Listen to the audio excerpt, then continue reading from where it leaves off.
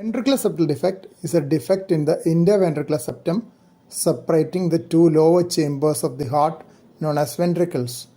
It is the commonest congenital heart defect. The commonest variety of VSD is the perimembranous VSD situated near the membranous part of interventricular septum. Defects can also occur in the muscular portion of the septum. Other sites are inlet VSD near the inflow portion of the ventricles near the mitral and tricuspid valves, and outlet VSD near the outflow region below the semilunar valves. VSDs are also divided into supracrystal and infracrystal in relation to the crista supraventricularis, a muscular ridge in the outflow region of right ventricle. Ventricular septal defect causes a high velocity jet of blood to flow from left ventricle to right ventricle as the pressure in the left ventricle is higher.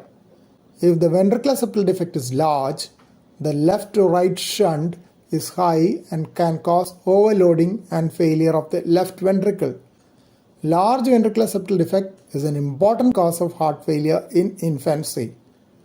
Large ventricular septal defects can cause rapid rise in pressure in the pulmonary circulation. Hence, these defects have to be closed in infancy itself. Otherwise, irreversible changes in the pulmonary vessels can lead to severe pulmonary hypertension and reversal of shunt from right ventricle to left ventricle.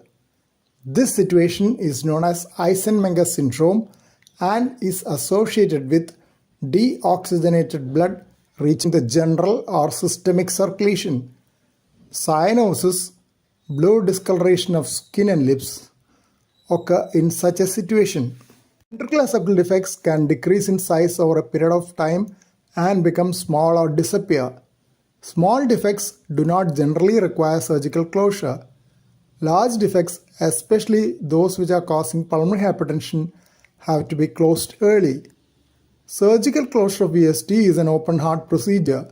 Several of the VSDs, especially the muscular VSDs, can be closed by interventional procedures using devices. A guide wire is introduced through a small skin puncture in the groin and threaded up the femoral artery into the aorta and left ventricle. The wire then crosses the VSD into the right ventricle. The wire is snared out of the body through a small tube known as a catheter introduced through the jugular vein in the neck.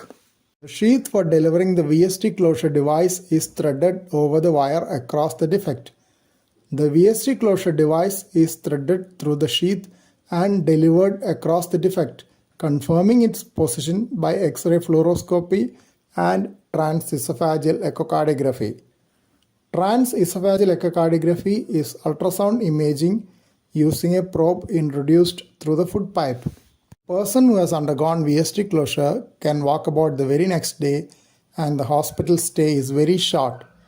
Tiny skin puncture wounds seal off soon. The procedure can be done under local anesthesia in an adult, while children require general anesthesia as they are afraid of the procedure.